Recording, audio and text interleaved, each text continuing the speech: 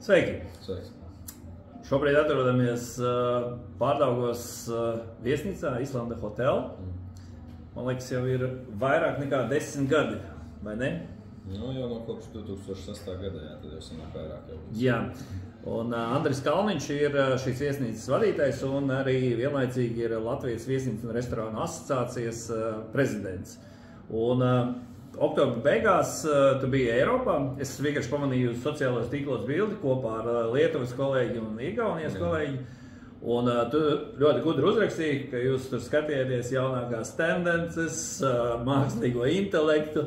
Tad varbūt dažas lietas pastāstīja, kas mūs sagaida nākošajos mēnešos, gados ar šīm tendencēm. Nu, principā, jā, tas bija Hotrek ģenerāla asambleja, kas ir jumta organizācija viesnīcu restorānu asociācijām tā Eiropā. Briselē notika šī sanāksme.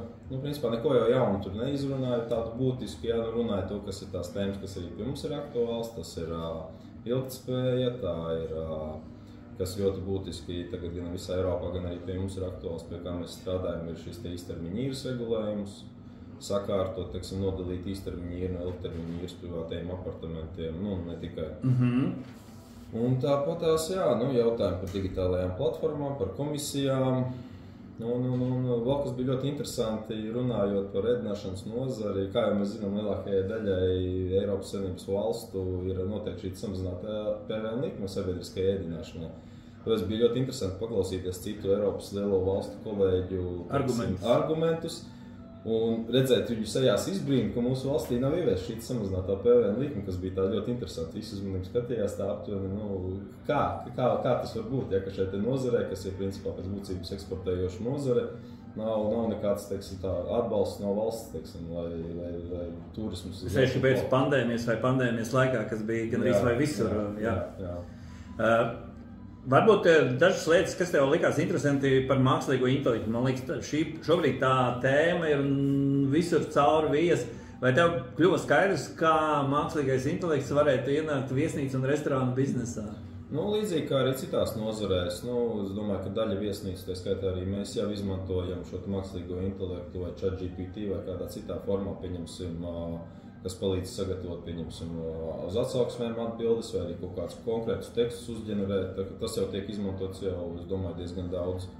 Tāpatās arī, ne tikai mākslīgais intelekts, bet arī tas teiksim, metavers, ka, pieņemsim, 3D var uztaisīt virtuālās realitātes tā kā iespējas viesnīcā, viesnīcu virtuālajā realitātē uztaisīt, ka viesis, pieņemsim, var iepriekš iet mājaslapā vai kur apskatīties, izstaigāt viesnīcas telpas. Tāpatās arī, kas ļoti interesanti, bet Latvijā, diemžēl, tas vēl nestrādā. Google Maps, tu, pieņemsim, var ar telefonu kameru, ieslēdz kameru, filmē pa ielu un tev rādās telefonā bultiņas, pieņemsim, virzienus, kuriem tev jāiet. To arī var izmantot arī viesnīcās.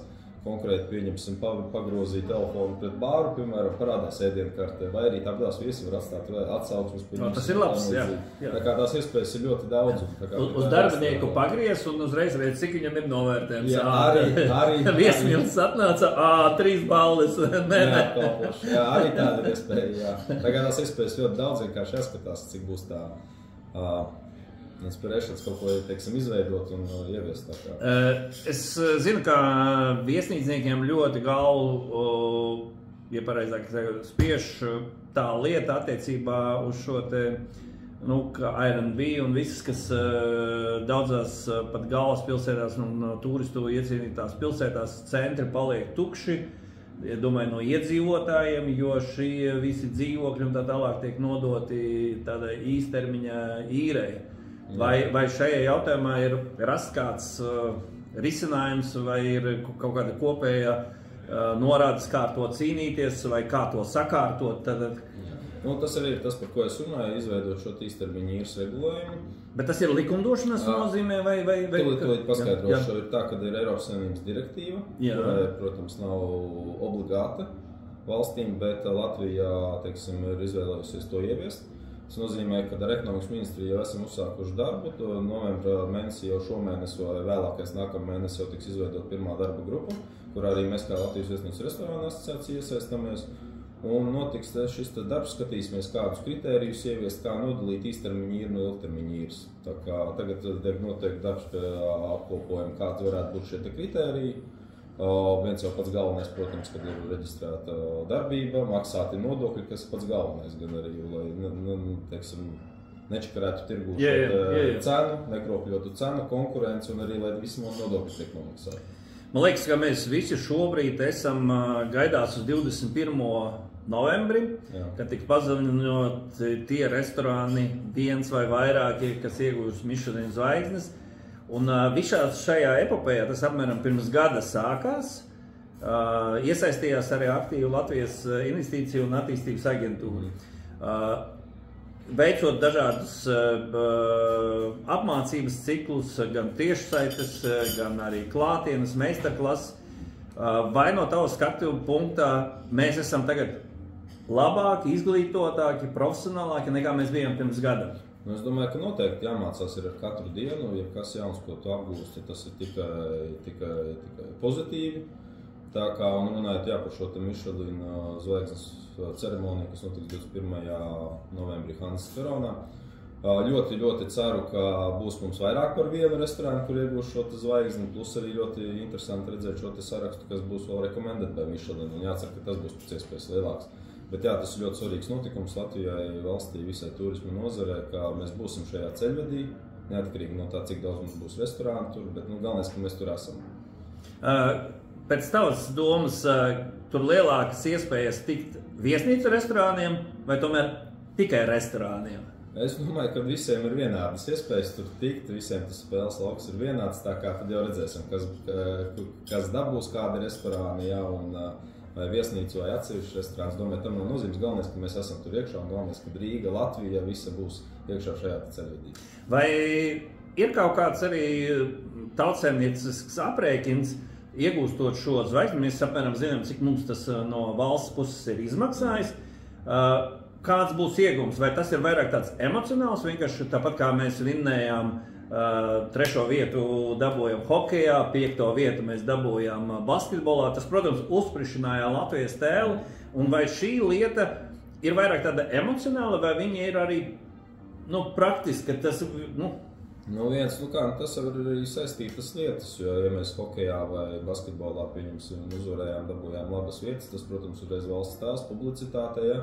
Un tā grūti jau ir izmērīt, ko tas tiešā veidā, kāds būs tiešās, teiksim, investīcijas, ne investīcijas, bet nauda, kas atnāks iekšā Latvijā. Ja, tas ir grūti izmērāms, taču, jebkurā gadījumā tas būs pozitīvi un pret tām izmaksām, ko izmaksāja mums ieviest iekšā šo Michelin ceļu dabūt uz Latviju. Es domāju, ka noteikti ar uzviju tiks atpelnīts ilgtermiņā, jo tas ir ilgtermiņa projekts, ja mēs tā esam iekšā. Es saprotu, ka viens gads tikai to zvaigzne turas, vai ne? Vai... Jā, protams, ka notiek pārbaudas, visu laiku jāceļ šī kvalitāte, kritērija uz augšu ir, bet ir svarīgi šeit būt. Es saku, tās izmaksas, ko samaksāja no valsts budžeta, no Latvijas investīciju attīstības aģentūra, ir niecīgas pret to, ko mēs iegūsim. Un mēs jau arī ar kolēģiem skatījāmies, ka principā tur tās kopējās izmaksas ir aptuveni viena restorāna gada nodokļos nomaksātais. Tā kā, ja kaut viens restorāns dabūs šo Michelin zvaigzni, es domāju, ka cilvēki brauks un ātri vien atstatīs šo naudu. Vai ir kaut kādas sajūtas, kuri varētu būt šobrīd, un vai tas... Sajūtas ir, bet to es neatklāšu, lai tas paliek sajūta līmenī, un tad jau redzēsim 21. novembrī. Vai mēs esam visā šajā procesā, iekļūstot arī šajā sarakstā, cerams, ka mēs parādīsies restorāni, vai mums ir kaut kādas stabilas iestrādnes, kā tas līmenis augs tālāk un tālāk, un kas ir vajadzīgs būtu vēl no valsts puses, kāds atbalsts vai kaut kas tam līdzīgs, lai mēs pirmkārt varētu noturēt šo līmeni un augt tālāk? Šeit, godīgi sakot, es domāju, ka no valsts puses paši uzņēmēji ir gatavi augt, paši uzņēmēji ir gatavi investēt apmācībās, apgūt pasaules pieredzi, braukt, skatīties apkārt, kas notiek. No valsts puses šeit būtu vajadzīga, lai tiktu nodrošināta konkurētspējīga uzņēmējdarbības vide. Tas ir pats galvenais, lai mēs esam konkurētspējīgi gan Baltijas reģionā, gan arī salīdzinājumā ar citām Eiropas Savienības dalību valstīm. Un, ja būs tas, tad arī uzņēmējiem pašiem būs iespējas gan investēt, braukt, skatīties, kas notiek apkārt pasaulē. Tā kā no valsts puses galvenais ir radīt šo uzņēmējdarbības vidi. Nu, tu tagad biji Eiropā, sapazinies, un droši vien jau iepriekš zināji no Lietuvas, no Igaunijas viesnīcas un restorānu asociācijas vadītājs. Varbūt jums kopīgi uzrunāt katras valsts ekonomikas ministriju, lai šī likme būtu visās valstīs vienāda, lai nav tā, ka tas tā atšķirtos. Jā, mēs, protams, daudz runājam par to, ka vajadzētu vispārībā likumdošana ne tikai nodokļos, bet būtu ļoti ideāli, lai tā tik harmonizēta starp visām 3 Baltijas valstīm, jā, lai mums būtu vienādi šī. Tā kā ceļu satiksmes noteikumi. Jā, aptuveni. Nu, pie tā arī lēnāk garā strādāsim, daudz ko mēs jau tā apmainamies ar informāciju, kāda ir prakse, ko tur plāno ieviest, ko mēs plānojam, tā kā šī informācijas apmaiņa notiek, pie tā strādāsim, skatīsimies, kā tas ar to sanāks. Tikko nesen nomainījās valdība, bija jums iestrādnes ar iepriekšējo valdību, tagad mums ir jauns ekonomikas ministrs, un nesen arī tikāties. Kādas radās priekšstats? Jā, diemžēl, viens ir, ko gribētos teikt, ka ar šo visu valdības maiņu ir diezgan interesants sanācis tā, ka iepriekš pusgadu notika šī nodokļu pamatnostādņu darba grupa, pie kuras strādāja daudzas organizācijas, un pusgadu katru trešdienu tikās, tā skaitā arī mēs piedalījāmies saistībā ar šo samazināto PVN ideju. Sabiedriskajai ēdināšanai prezentējām, runājām, un tagad maldība nomainās, un atkal viss tas pusgads sanāk nobumbulēts. Jāgaida, kad tiks nākamā šī darba grupa veidot, lai atkal uz priekšu varētu iesniegt savus priekšlikumus. Bet, skatīsimies, cīnīsimies saistībā ar tagadējo ekonomikas ministru. Es skatos, raugos pozitīvi, mums bija ļoti pozitīva tikšanās. Interesēts nozarē palīdzēt, teiksim, arī visus jautājumus ārpus šī PVN arī atbalsta. Ir atbalstoši, tā kā komunikācija mums ir ļoti laba, tā kā es domāju, kad jāstrādā kopā un tad jau redzēs. Pavisam nesen arī jūs bijāt Latvijas viesnīcu un restorānu asociācijā, kas parakstīja memorandumu, tos 19 punktus. Jūs viņus tā uztverat nopietni? Ja tā ir vienkārši tāda deklaratīva paziņošana, kā bieži vien ir, vai tiešām jūs viņus arī mēģināt integrēt savos darba procesos, un ja tās ir tikai vadlīnijas, jo, cik es sapratu, tāda, tā kā likuma spēka tam nav, tās ir tikai vadlīnijas. Jā. Tas ir, teiksim, šis memorands, viņš ir ne tikai uz 19 punktiem, viņš ir daudz garāks, tā bija saīsinātā versija, ko, protams, parakstījām un apņemamies, tā kā sakot, līdz ievērot. Šī tēma ir ļoti svarīga. Tā ir pat, tas nav nekas saistošs, tas nav ne likums nekas, nekāda noteikuma. Bet es domāju, ka jau bez šīs parakstīšanas, jo tāpatās visas gan asociācijas, gan arī uzņēmēji ir ieinteresēti sekot ilgtspējas, teiksim, visām prasībām. Jo tas tomēr atsaucās, un Eiropā ir ļoti svarīgi, tāpēc Skandināvs to skatās ļoti nopietni, vai mēs esam, teiksim, ilgtspējīgi. Arī mūsu ir jaunā paudze. Jā, tā kā pie tā ir jāstrādā neatkarīgi no tā paraksta vai neparaksta memorandu, bet šī memorandu parakstīšana, protams, bija simboliski ļoti svarīga, ka nozara tomēr pati arī akcentē to, ka mēs esam gatavi mainīties, strādāt, ievērot un Pavisam nesen arī tika publicēts to, ka 2022. gadā turisms apgrozījums bija sasniedzis 1 miljardu eiro. Tas ir principā gandrīz vai sasniegts iepriekšējo pārsniegts apgrozījums. Jā. Vienīgi tagad, protams, ir cenas mainījušās bet vismaz tas ir sasniegts, un 14% no eksporta viss, kas pakalpojumos tiek... Jā, tā es varbūt nedaudz precizēšu. Jā, nozares apgrozījums, viesnīcas nozares, kas ir izmitināšana un ēdināšana apgrozījums ir aptuveni 1 miljards. Jā.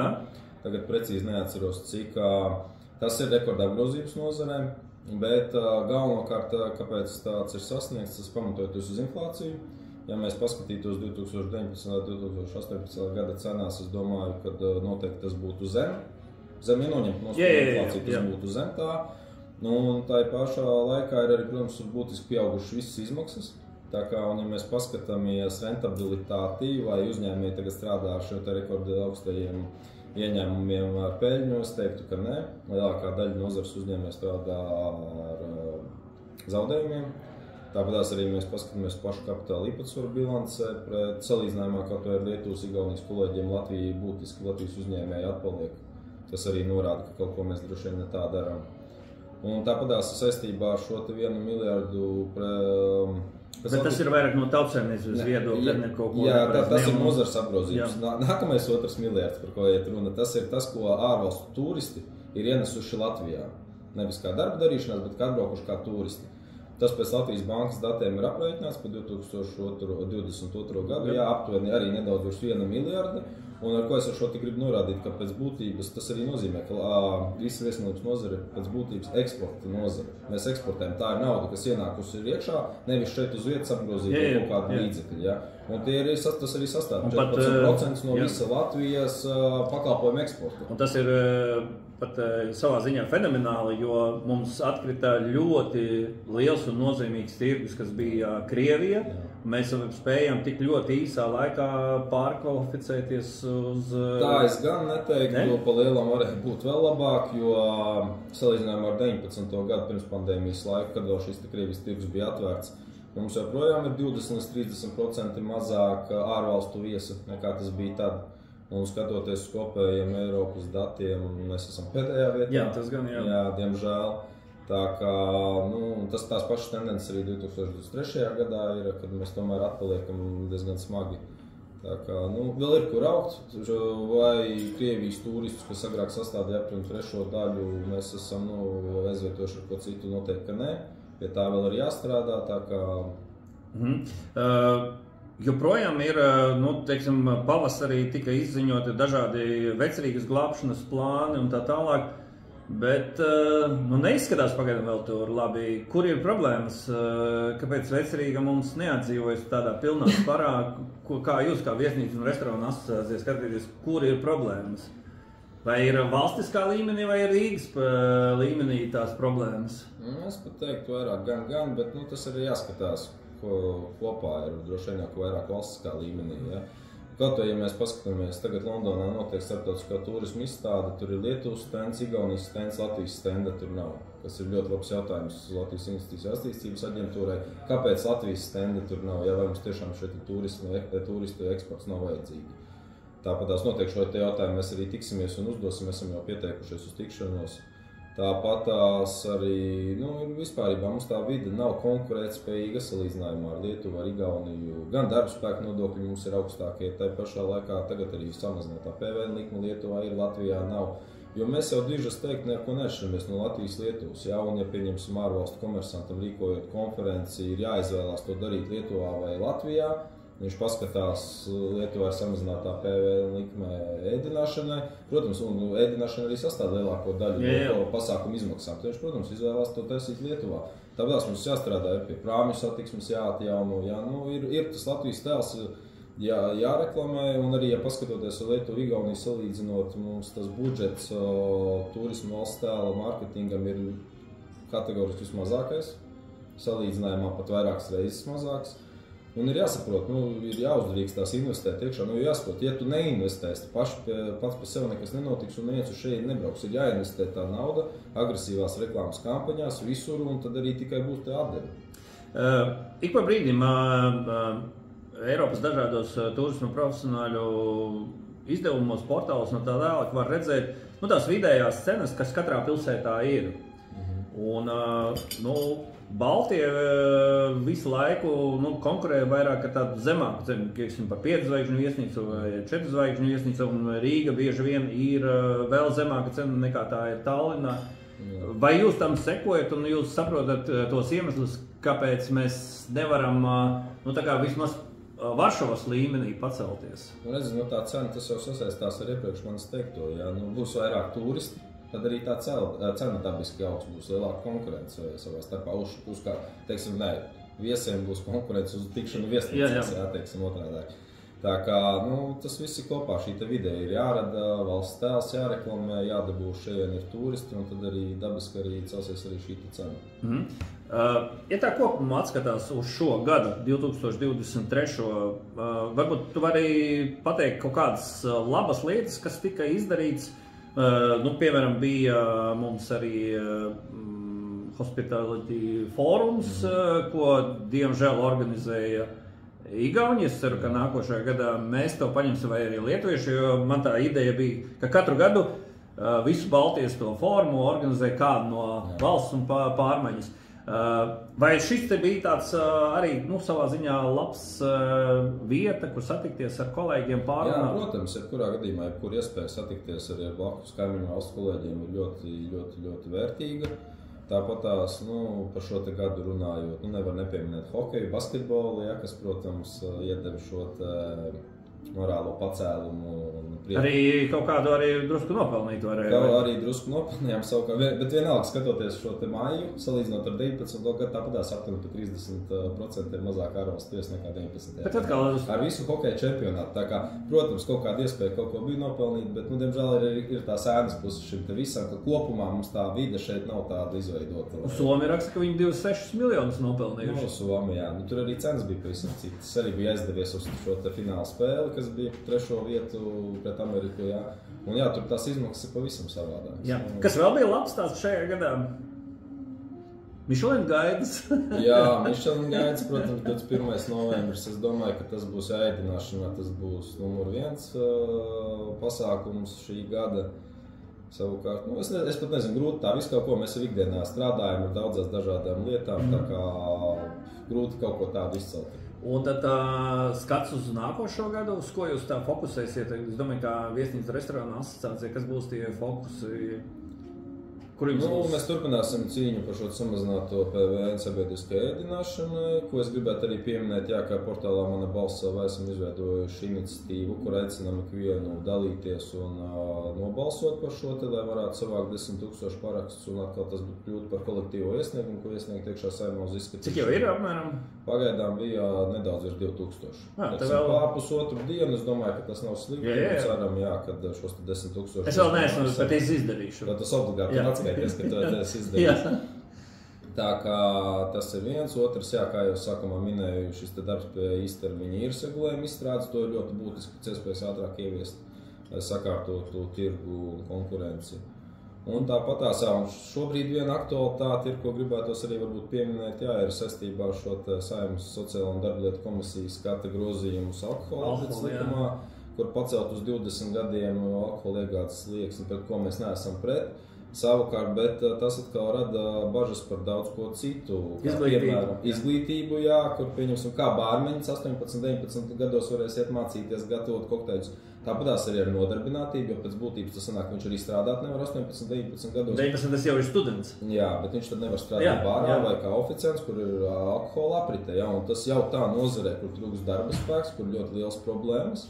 Tas jau radīs zaudējumus, tāpatās arī, un tāpēc mēs arī rosinām no savas puses, apvienoties vairākas viesmīlības organizācijas, tā kā rosinām iet pēc Zviedrijas, Somijas modeļa, kur pieņemsim retailā no 20 gadiem, savukārt Horeca sektorā, kas ir viesnīcas, restorāni, bāri, ir iespējams iegādāties un patērēšanai uz vietas alkoholu no 18 gadiem. Jo, pirmais jau, ko es teicu saistībā ar nodarbinātību vispārējo, un nākamais tā ir kontrolēta vide, kur cilvēki tomēr, šaubos vai kāds 18, 19 gadīgs jaunietis var aiziet atļauties restorānā piedzerties tā, un otrs pus tā ir kontrolēta vide, un tur tomēr arī skatos, sako līdzi, kā šie cilvēki uzvedās. Es ik pa brīdim atceros Franciju un Spāniju, kur šie Vinderu ģimenēs, kad notiek dažādas prezentācijas, tur redzies tie bērni pieskrien un pagaršo, saka, nē, tas nav tas, nav tas. Nē, tā mēs nedaram, protams. Bet, jā. Skaidrs, tad es teikšu tā, gaidām 21. novembri. Jā. Tad skatīsimies tam restorānam vai tiem restorāniem vai augsts cenas, vai mums vairāk ienāks naudiņas iekšā. Turisti. Jā, un vairāk mēs varēsim samaksāt arī nodokļos, lai atkal varētu piesaistīt vairāk un vairāk šos te ārvalstu turistus. Jā. Saku paldies, tātad Andris Kalniņš, Latvijas viesnīcu restorāna asociācijas prezidents, un, protams, kad mēs atrodamies un izbaudīsim Rīgas nedēļas piedāvājumu Islande Hotel. Jā, super. Paldies. Jā.